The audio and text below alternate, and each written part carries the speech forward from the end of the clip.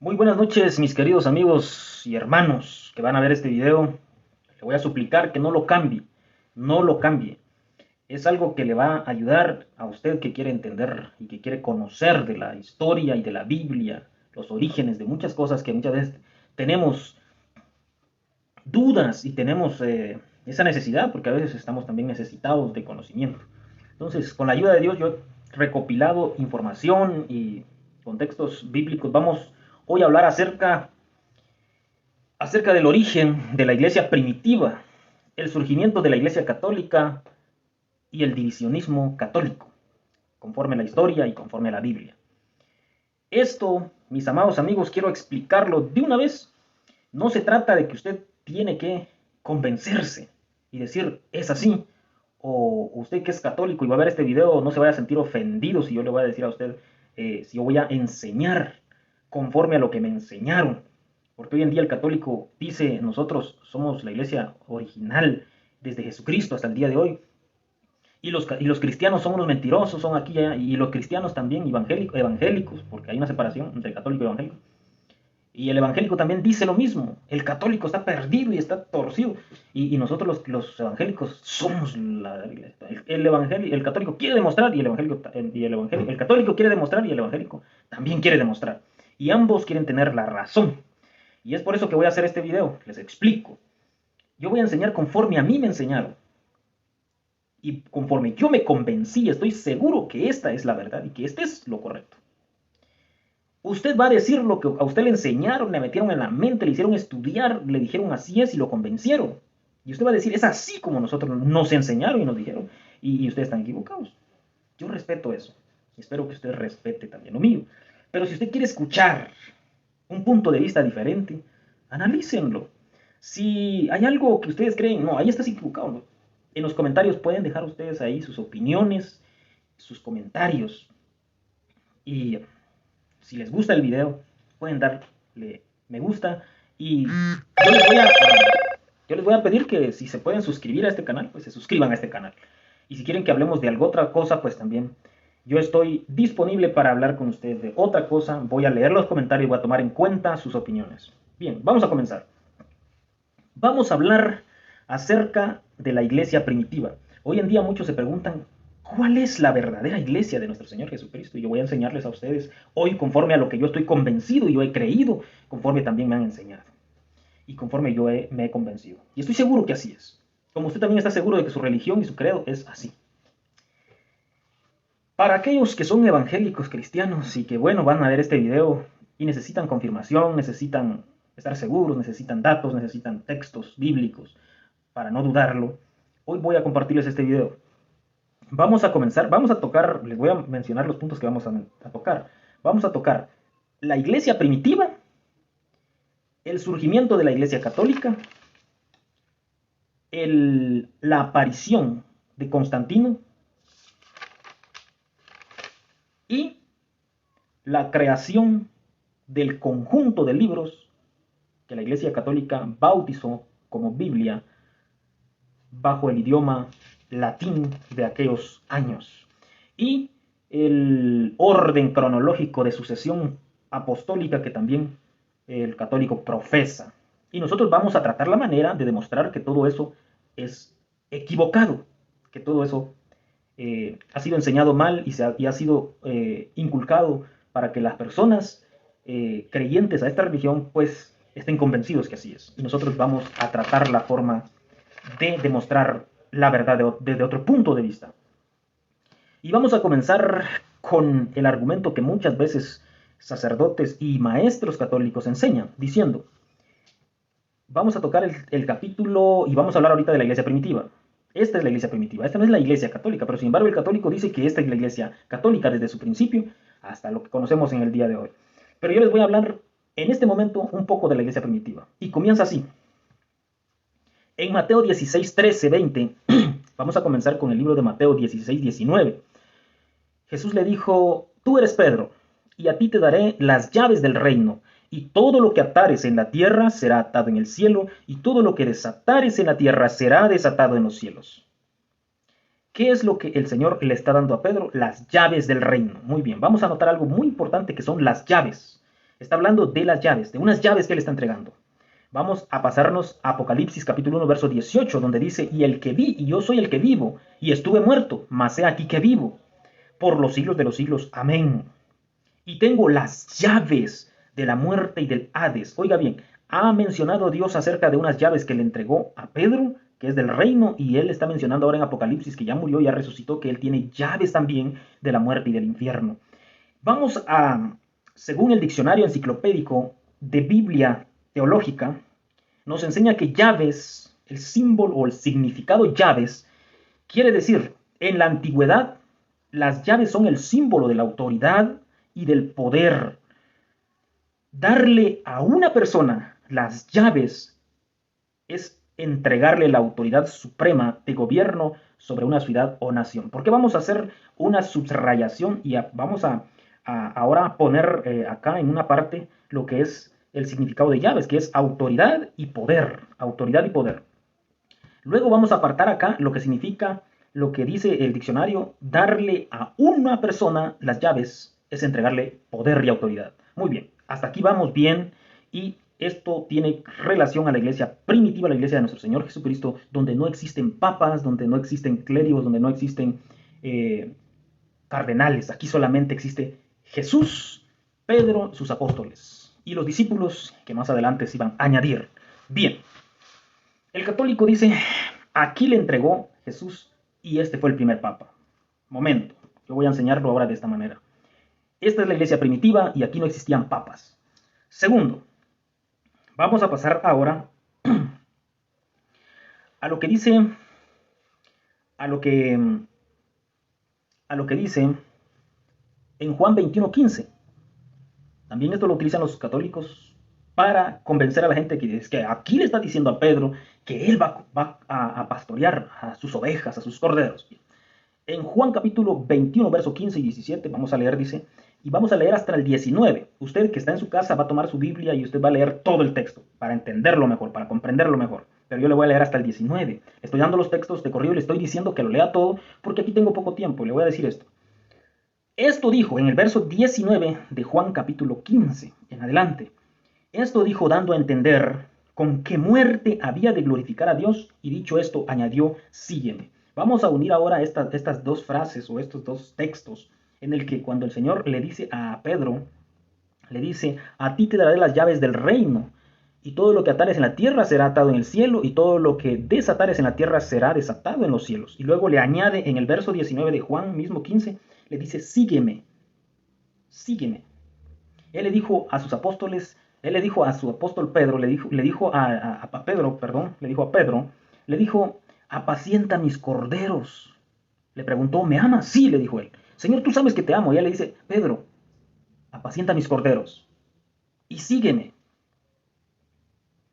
No le estaba dando él una sucesión de que ahora vos vas a ser el papa, yo fui el primero, ahora usted el segundo y luego vas a seguir dejando una cronología de papas, porque eso no fue así. El Señor le estaba hablando a Pedro y le estaba encomendando una comisión, una misión. La misión de él era liderar un grupo y no solamente él iba a liderar un grupo.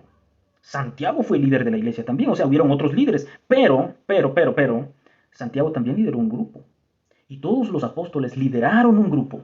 Y ahora les voy a decir esto, que es muy importante. El apóstol Pablo también, no vamos a tocar el tema del apóstol Pablo, pero vamos a decir que él también lideró un grupo. Y no solamente él, surgieron muchos que no están en las escrituras, que lideraron grupos y que también Dios, a través de su poder y su Espíritu Santo, les dio a muchas personas liderar grupos. Como hoy en día existen muchas denominaciones cristianas y muchos sacerdotes católicos en diferentes pueblos y ciudades que lideran un grupo y a esto se les ha dado una comisión, no especialmente una comisión mundial, sino una comisión de un grupo que tiene que presentar delante del Señor si lo cuidó o no lo cuidó, si lo supo cuidar o no lo supo cuidar, incluyendo pastores, incluyendo líderes de todo tipo de religión que se nombren cristianos. Bien. En el verso 19, por eso entendemos que le dice, esto dijo dando a entender que muerte había de glorificar a Dios. Y dicho esto añadió, sígueme. Vamos a pasar ahora al siguiente punto. Esto tiene relación con la iglesia primitiva.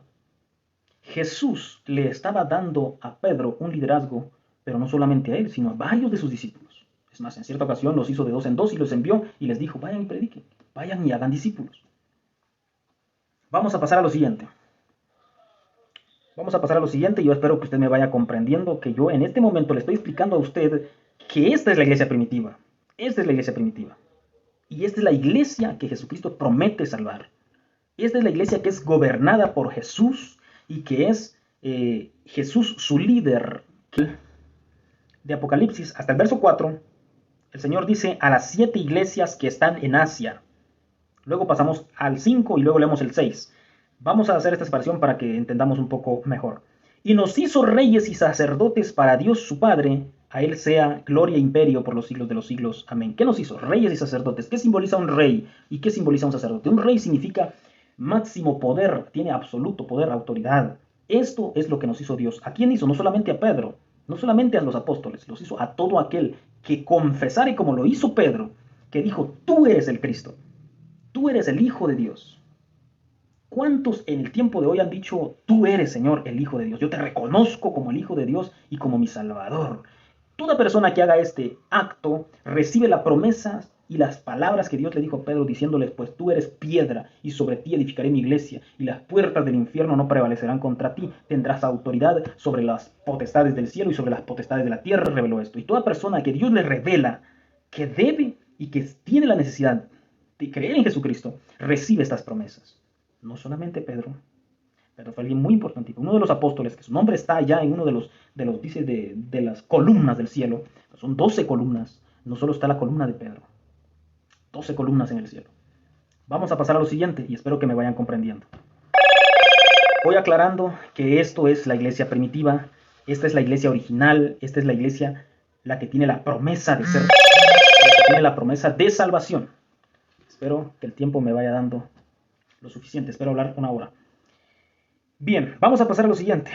Esta es la iglesia primitiva y la vamos a dejar ahí en Apocalipsis, que ya les he leído del capítulo 1, verso 4. Vamos a leer todo el capítulo, pero ustedes, ahorita yo les estoy enfocando en esos textos.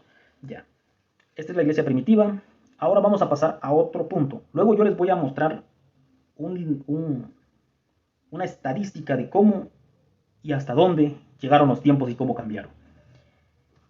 Aproximadamente la Iglesia Católica tiene 1.200 millones de personas en el mundo, de católicos. Vamos a hablar ahora cómo surge la Iglesia Católica. El emperador Nerón y su gobierno mataron y persiguieron y torturaron a los cristianos en aquellos tiempos, en cuanto el Imperio Romano le daba persecución al cristianismo, y en ese tiempo del emperador Nerón estaba vivo el apóstol Pedro y algo otros líderes de la iglesia, algo otros grandes personajes que fueron asesinados, como Pedro, que fue crucificado de una cruz invertida, porque él dijo, no soy digno de morir como murió mi maestro. Mataron a Pedro y 200 años después, vamos ahora a pasar a la historia, 200 años después, ahora estamos hablando de la historia, les estoy dando números y les estoy dando fechas y también les estoy dando acontecimientos históricos. Después de Nerón, 200 años después, y después de la muerte del apóstol Pablo, oiga bien cuánto tiempo menciona acá, 200 años después, surge Constantino. Ya habían pasado y surgieron muchos acontecimientos, pero aquí surge Constantino. Constantino era un emperador. Y este tuvo una revelación, y hay muchas versiones diferentes que mencionan cómo fue la conversión de Constantino y por qué él creyó en el cristianismo y por qué le dio la libertad de culto a todo cristiano y que podía profesar su fe sin ningún problema y que ya no iba a haber persecución. Constantino fue el primer emperador llamándose cristiano. Y después de un tiempo, después de 200 años, que Constantino aparece en la historia, vamos a hablar acerca de su imperio. Se extendió, dice, de tal manera que él quería controlar el imperio, pero le era imposible. Surge lo siguiente. Constantino, en el edicto de Milán, en el 313 después de Cristo, en una reunión llamado Edicto de Milán, Constantino unificó a los principales obispos cristianos pertenecientes a la iglesia primitiva y les dio un lugar en el gobierno de su imperio para gobernar juntamente con él, gobierno terrenal. cuando el Señor había mandado que todo aquel que gobierna y que vive en el reino espiritual no puede participar del gobierno terrenal. No puede, porque el gobierno terrenal no es el gobierno de Dios. Nosotros estamos en un reino espiritual. El Señor le dijo a sus discípulos, el Señor le dijo a muchos en aquel tiempo, mi reino no es de este mundo. Y cuando Él dijo que su reino no era de este mundo, la iglesia no tenía que involucrarse en un gobierno terrenal. Oiga lo que dice acá. Esta es información de la misma Iglesia Católica. Esto no es información de ninguna otra fuente, es información de la misma Iglesia Católica.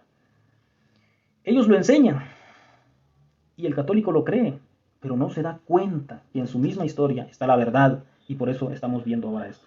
Dice así: después de que él unificó a los obispos de la iglesia primitiva, que estos eran de los llamados a ser salvos porque eran pertenecientes a la iglesia primitiva, cuando ellos fueron unificados, no tenían intenciones malas, tenían intenciones buenas, pero una vez se unificaron a un gobierno terrenal, se corrompieron, porque todo lo que es terrenal es corrompido. Hay corrupción, la persona pierde su alma, pierde su estado de dignidad, de santidad, en el sentido de que se involucra en las cosas terrenales. Estos obispos fueron decayendo en lo espiritual, ya que ahora pertenecían y tenían cargos administrativos del imperio.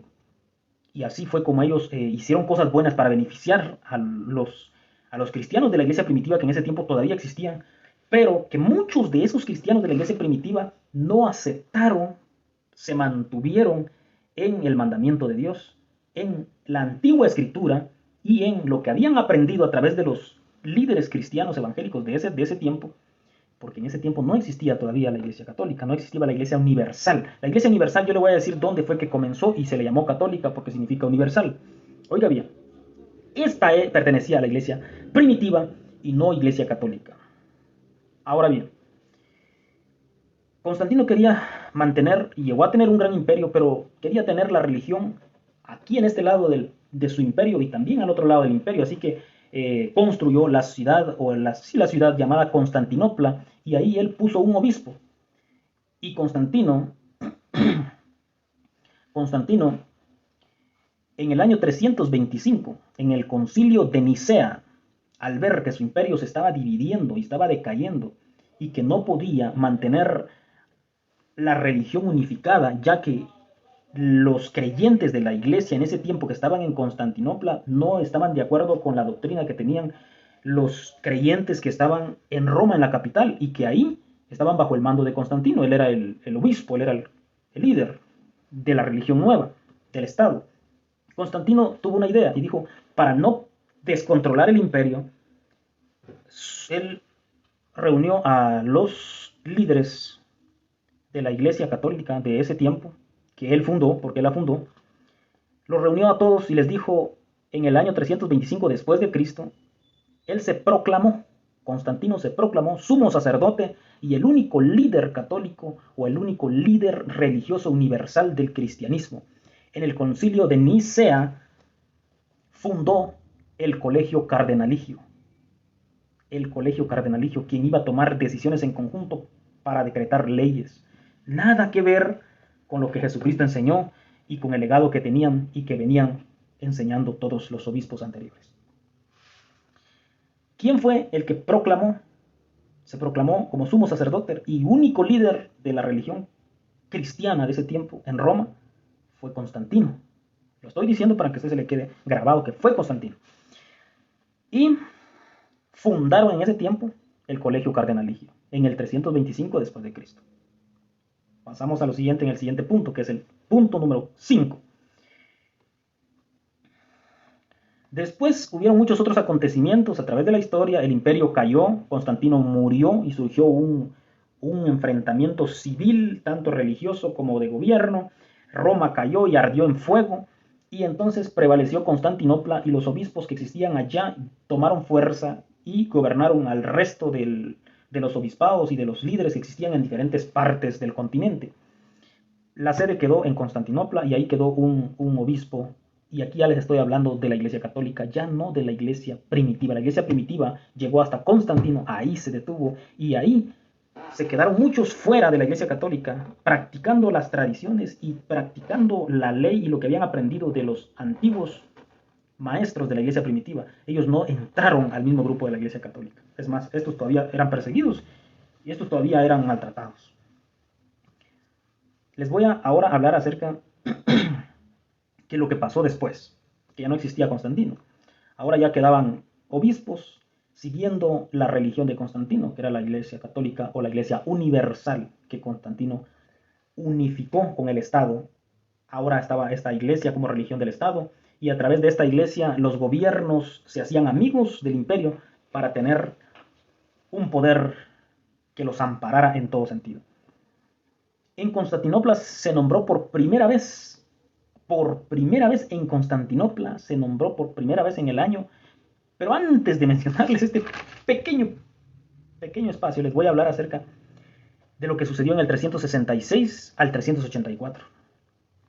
Ya existían los obispados, y en el 384 Jerónimo y Dámaso le arrebataron los libros en donde habían sido escritos los profetas, la palabra de Dios que fue enseñada, y los escritos que los escribas en el tiempo de Cristo tomaron nota de los acontecimientos y de lo que vieron, y los libros que escribieron los apóstoles con revelación del Espíritu Santo, y tenían muchos en diferentes lugares y se guiaban por eso.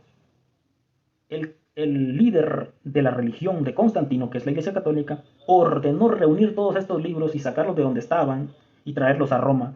Y ahí los tradujeron al idioma latín, que hasta en ese tiempo era un idioma desconocido. Nadie sabía que era latín. Solamente ellos y solamente ellos entendían qué significaba lo que estaban escribiendo y lo que estaban traduciendo. Y luego guardaron esos libros del idioma original e hicieron un libro con todos sus libros escritos, a lo que le llamaron Biblia. Pero en realidad ellos hicieron la Biblia, como dicen los católicos, no las hicieron ellos. Simplemente Dios permitió que estas personas juntaran los libros. Pero la palabra de Dios viene de la iglesia primitiva y viene de las enseñanzas de los profetas antes de Cristo, el Antiguo Testamento y el Nuevo Testamento.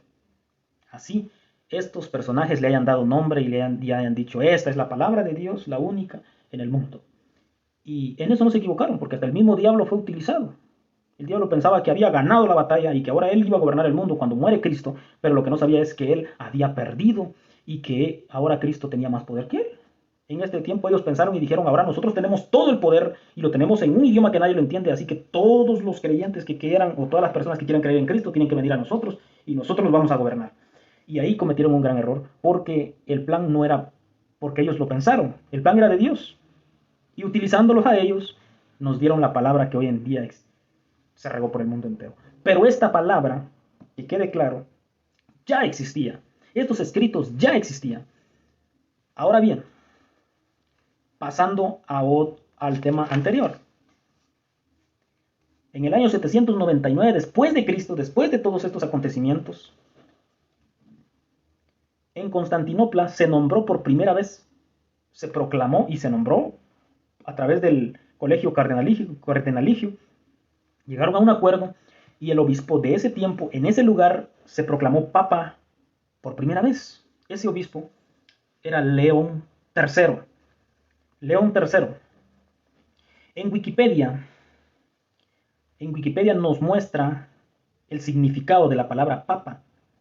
Papa es una palabra en latín que no quiere decir padre. Vamos a aclarar muy bien esto, que padre es muy diferente. Cuando Jesús le dijo a sus discípulos, a nadie llaméis padre, le estaba diciendo a sus discípulos que no se le podía llamar padre a nadie, porque solo había un padre que era Dios en ese momento, y lo sería por todas las generaciones futuras. Y que no se le llamara maestro a nadie, porque uno era el maestro, que era el Cristo. Y que ninguno se hiciese llamar, ni le llamara a nadie de esta manera. ¿Por qué el Señor enseñaba esto? Porque Él decía, Él estaba hablando en un tiempo presente y le estaba diciendo, si ustedes leen esos pasajes de la Biblia, ustedes van a comprender que el Señor ahí les está hablando a los escribas y fariseos, a los que se hacen llamar maestros y padres de la fe y todo, y que guardan tradiciones, y realmente son unos grandes pecadores. Y Él les dice, son una generación de víboras. Así que ustedes no llamen a estas gentes así, ni se hagan llamar como ellos. Yo soy el Rabí, yo soy el Cristo, y ustedes lo saben. Y un Padre tenemos y está en el cielo, y es Padre también de todos los que están en la tierra. Lo que yo voy a empezar a enseñarles de aquí en adelante, ustedes lo van a enseñar de aquí en adelante a la nueva generación, que es esta la que estoy levantando. En pocas palabras, eso era lo que estaba diciendo el Señor. Estaba haciendo una separación de la antigua generación, que estaba culminando hasta en el tiempo de Él, y del tiempo de Él estaba levantando una nueva generación.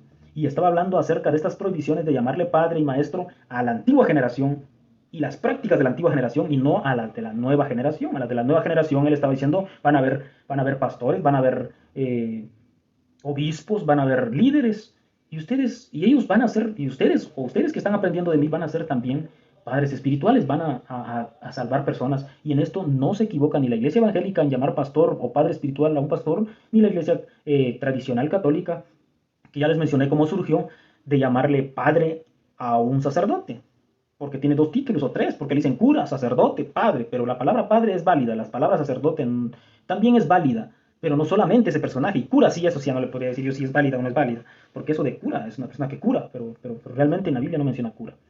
Bien, vamos a hablar de todo esto porque es necesario.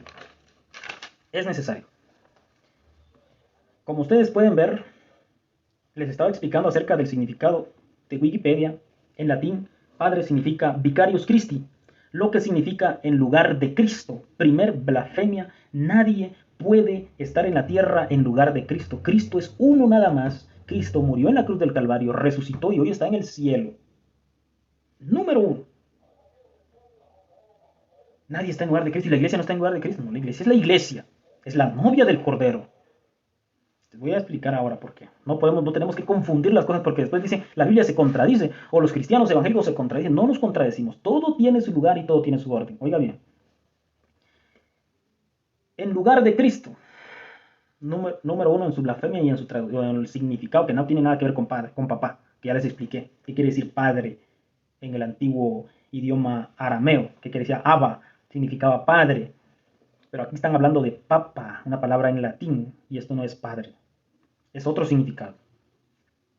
Significa en lugar de Cristo, representante de Cristo, otra gran blasfemia, y esto es algo que sí realmente Dios no perdona, porque Él lo dijo, todo contra todo pueden ustedes pecar, pero si pecan contra el Espíritu Santo, ahí sí se metieron a clavos serios, porque eso no lo perdona Dios. Y esto lo va a ver mucha gente que va a decir, no, ¿cómo es posible?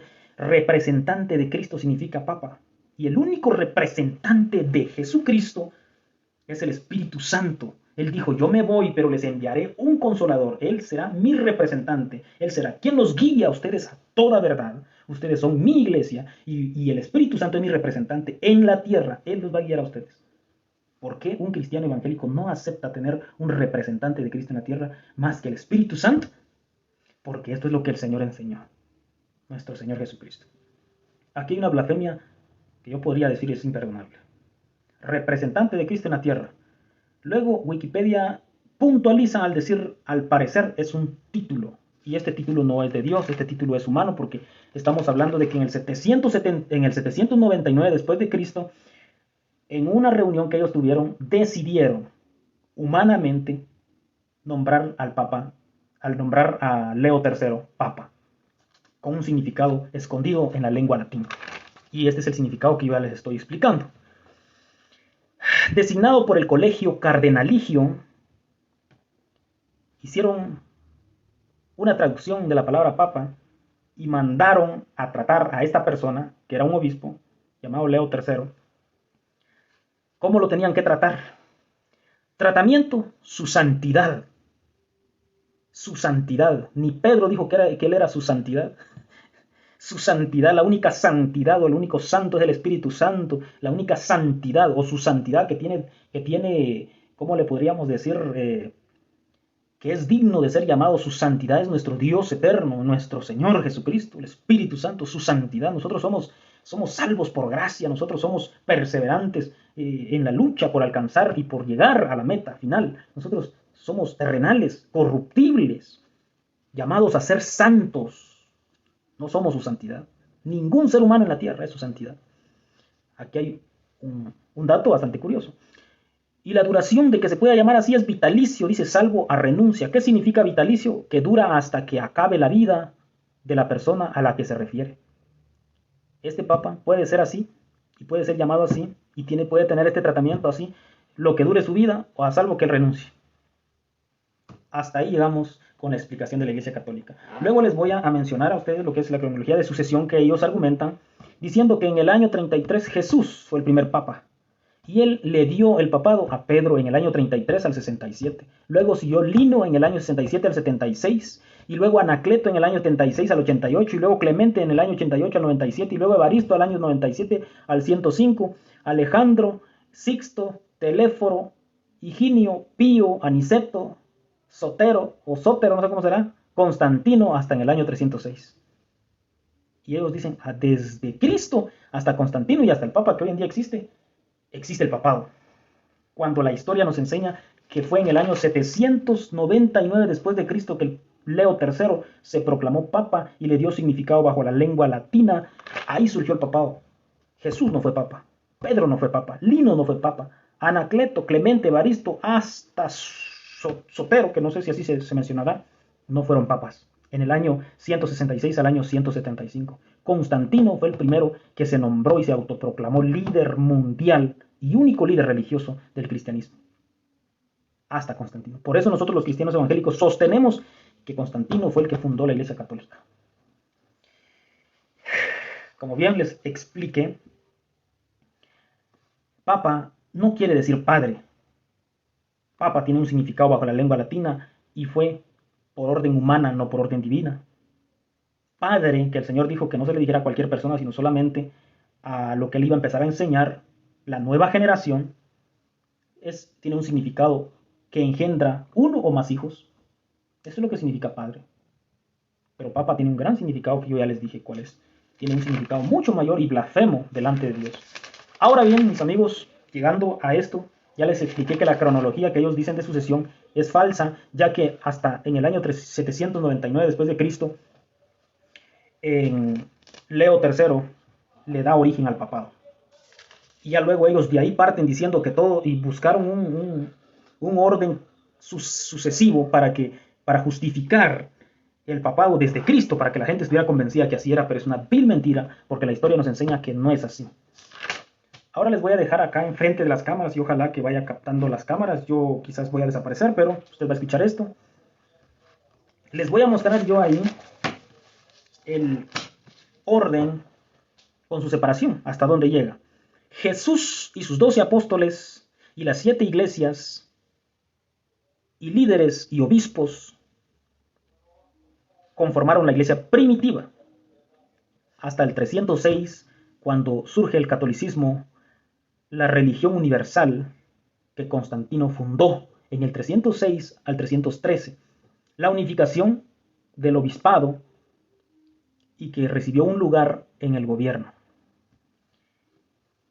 Aquí surge la Iglesia Católica. La Iglesia primitiva es la Iglesia de nuestro Señor Jesucristo. Ya no tiene nada que ver con la Iglesia Católica. De la Iglesia primitiva existieron y quedaron muchos esparcidos por el mundo entero enseñando la verdad y la doctrina original que nuestro Señor Jesucristo nos entregó, y luego a los apóstoles y a todos los demás obispos y líderes de la Iglesia. La Iglesia Católica siguió su curso y también la Iglesia primitiva. La Iglesia Católica siguió su curso. El imperio de Constantino se engrandeció y él la compartió en Roma y Constantinopla, puso obispo en Constantinopla y él quedó como obispo en Roma, en la capital del imperio. Luego siguió la historia y Constantino murió. Surgió una guerra y de esa guerra se fortaleció Constantinopla. En el 325 después de Cristo, en el concilio de Nicea,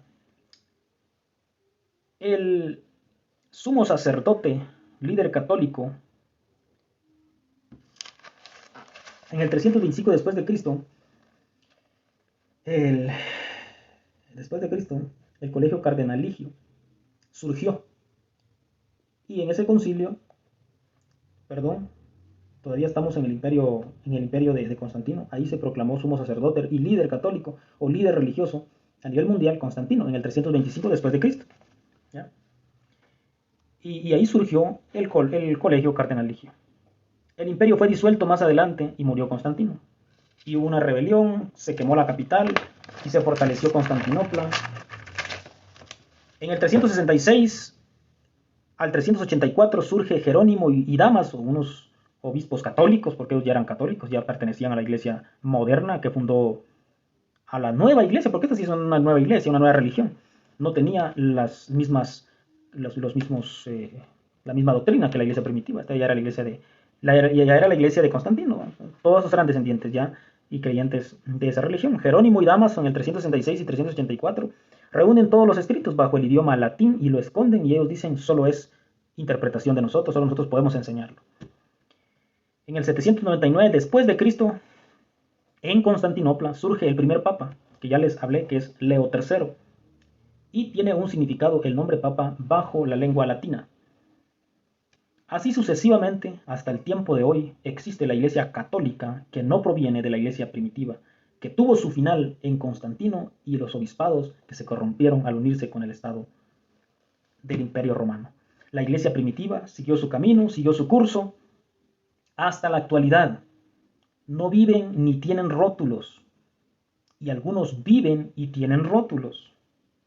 Algunos están habitando en la Iglesia católica, la nueva y moderna de estos tiempos, la que fundó Constantino. Ahí están algunos de la iglesia primitiva que van a salir de ahí, que van a escapar y van a ser salvos. O sea, ellos no se van a quedar en la religión, van a salir y van a ser salvos.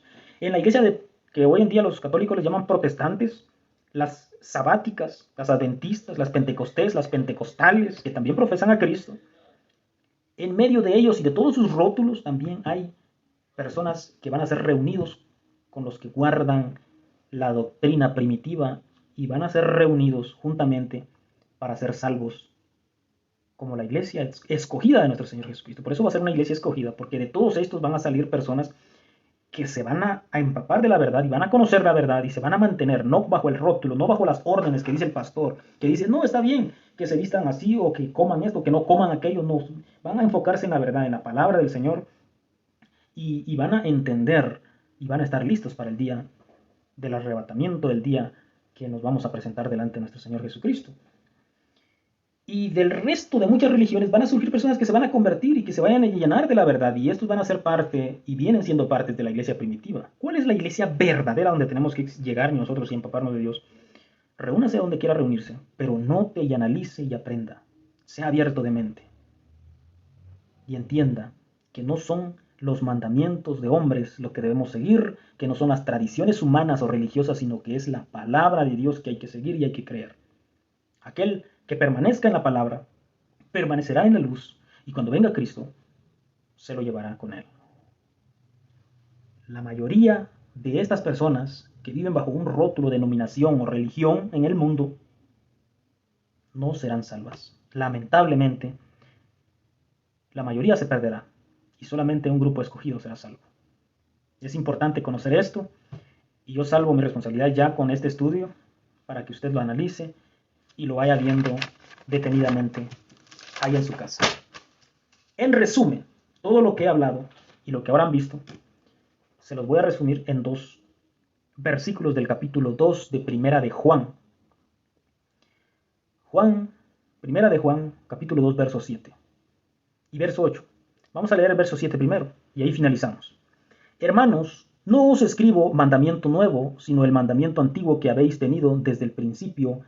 Este mandamiento antiguo es la palabra que habéis oído desde el principio. La palabra que fue escuchada y enseñada y la doctrina que fue dada desde el principio, de esta estaba hablando Juan a sus hermanos o a los hermanos en el Señor. En el verso 8 él dice, sin embargo os escribo mandamiento nuevo, que es verdadero en él. ¿Quién él? En Jesús.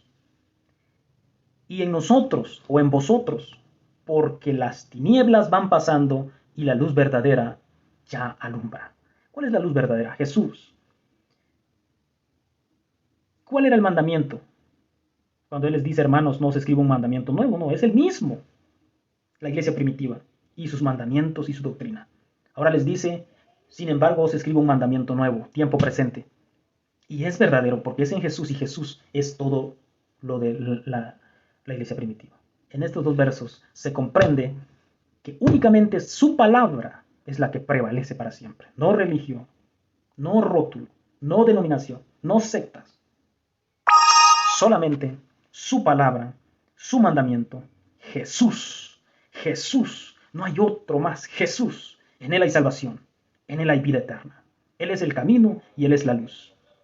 Que Dios te bendiga. Yo espero que hayas aprendido algo de este mensaje, de este estudio. Te saluda tu amigo Víctor. Te deseo muchas bendiciones y espero que pues le des me gusta y que hayas llegado hasta este momento, el final del video, y te puedas suscribir a este canal y me puedas apoyar con eso. Con esto es lo único que yo voy a recibir tu apoyo. De gracia recibisteis, dice la palabra de Dios, de gracia da también. No es, no es aceptado que una persona cobre por dar la palabra de verdad, la luz por alumbrar la mente de los seres humanos. Que Dios nos recompense en el último día de vida, allá en la otra vida, en la eternidad, que Él nos dé nuestra recompensa. Que Dios los bendiga. Estudiemos, ya les dije, no es para pelear con nadie, no es para decir, no es para crear conflictos, sino para poder abrir nuestra mente y conocer el pensamiento o el punto de vista de la verdad de otras personas. Que Dios los bendiga y hasta la próxima.